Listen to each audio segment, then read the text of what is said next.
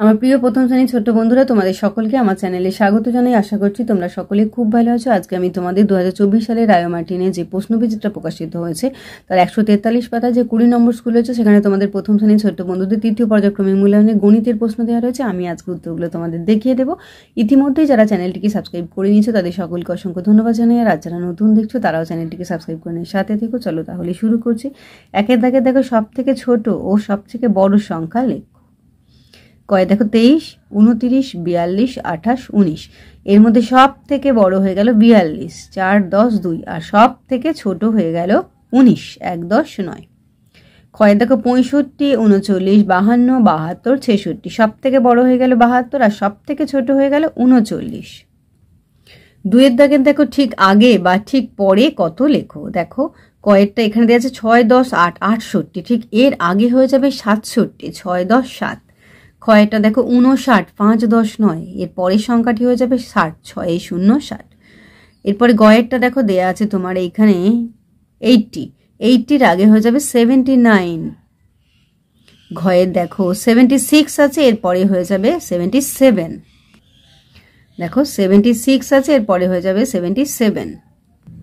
তিনের দাগের দেখো সঠিক উত্তরের তলায় দাগ দাও। কয়টা 1 মাস হয়, এটা হবে 30 দিনে, তাই 30-এর নিচে দাগ। কয়টা তোমার দুটি হাতে মোট 10টি আঙুল আছে, 10-এর নিচে দাগ। ঘয়ের এক অঙ্কের সবচেয়ে ছোট সংখ্যা কত, এটা হবে 1। ঘয়েরটা কোন সংখ্যাটি উল্টে দিলে একই থাকবে। দেখো 92, 44 আছে, তাহলে কোনটাকে উল্টে দিলে একই থাকবে 44, 44-এর নিচে দাগ দেবে। তার একটা সংখ্যাটি উল্টে দিলে কত হয়, বাড়লো না কমলো লেখো। দেখো 72 আছে, এটাকে উল্টে দিলে 27 হচ্ছে, তাহলে এটা কি হবে, 72 থেকে 27 হচ্ছে ছোট, তাহলে কমে গেল, কম লিখবে।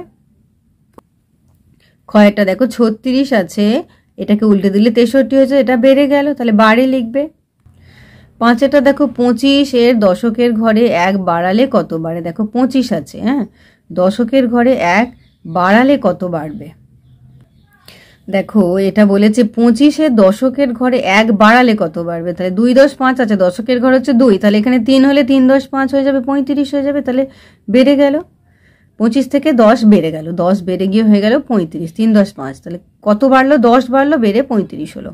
ছয়টা দেখো নিচের খোপে লেস দ্যান গ্রেটার দ্যান অথবা সমান চিহ্ন বসাও। কয়টা 26 যোগ 4, এটা যোগ করলে হবে 30, আর এখানে দেখো 30 আছে, দুদিকে 30, 30 হয়ে গেলে মাঝখানে সমান চিহ্ন বসবে। আর 30 আর 39, 39 বড় হলে চিহ্নটা মুখটা এদিকে খোলা থাকবে। কয়েকটা দেখো 35 যোগ মানে প্লাস 5, তাহলে এই দুটো যোগ করলে হয়ে যাচ্ছে 35, এর সঙ্গে মানে 40, তার মানে কত হয়ে যায় 40। এখানেও 40 আছে, তাহলে সমান চিহ্ন বসে যাবে, ইকুয়াল দিয়ে দেবে এখানে। আর এখানে 40 আর এখানে 39, 40 যেহেতু বড়, চিহ্নটা এদিকে খোলা থাকবে। 7-এর সংখ্যায় লেখো। দেখো কয়টা 37, 3, 10, 7 লিখবে। আর তারপরে ক্ষয়েরটা দেখো এখানে দেয়া আছে 63, 6, 10, 3 লিখবে। 8-এরটা দেখো স্থানীয় মানে কথায় লেখো। 8, 10, 4। দেখো দশক আর একক, এখানে দশকের ঘরে 8, এককের ঘরে 4, 49, দশকের ঘরে 4, এককের ঘরে 9। 9টা দেখো 1 যোগ বা বিয়োগ করলে কত হয় লেখো। দেখো 79-র সঙ্গে 1 যোগ করলে 80 হয়ে গেল, 67-র সঙ্গে 1 যোগ বিয়োগ করলে 66 হয়ে গেল, 30-এর সঙ্গে 1 বিয়োগ করলে 29 হলো। আর ঘরেরটা দেখো 49-এর সঙ্গে 1 যোগ করলে 50 হয়ে গেল। 10-এরটা দেখো 68 ও 75-এর মাঝের সংখ্যাগুলি পরপর লেখো। দেখো 68 পর 69, 70, 71, 72, 73, 74।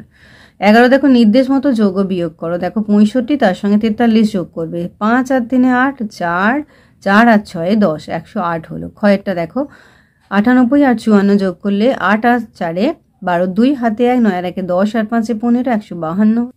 এখানে গয়েরটা দেখো 69 আর 38 বিয়োগ করবে। 8 কত দিতে, 9 1 দিতে, 3 কত দিতে, 6 3 দিতে, তাহলে 69 আর 38 বিয়োগ করে হয়ে গেল 31।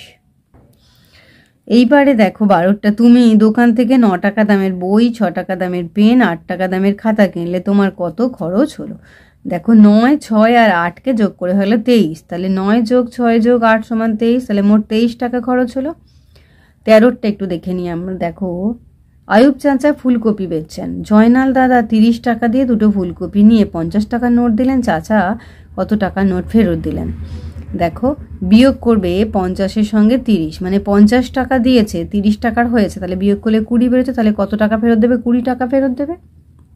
তাহলে আমার প্রিয় প্রথম শ্রেণীর ছোট্ট বন্ধুরা, আজকে তোমাদের আমি 2024 সালে রায়ো মার্টিনে যে প্রশ্নবিচিত্রা প্রকাশিত হয়েছে তার 143 পাতায় যে 20 নম্বর স্কুল রয়েছে সেখানে তোমাদের প্রথম শ্রেণীর ছোট্ট বন্ধুদের তৃতীয় পর্যায়ক্রমিক মূল্যায়নের গণিতের প্রশ্ন দেওয়া রয়েছে। আমি তার উত্তরগুলো দেখিয়ে দিলাম। আশা করছি সকলেই বুঝতে পেরেছো। ভিডিওটি দেখার জন্য তোমাদের সকলকে অসংখ্য ধন্যবাদ জানাই। ভালো লাগলে লাইক করো, কমেন্ট করো, বন্ধুদের মধ্যে শেয়ার করো। আর আগামী দিনে নতুন নতুন ক্লাসগুলো পাওয়ার জন্য অবশ্যই চ্যানেলটিকে সাবস্ক্রাইব করে সাথে থেকো। আর তোমরা সকলেই খুব ভালো থেকো।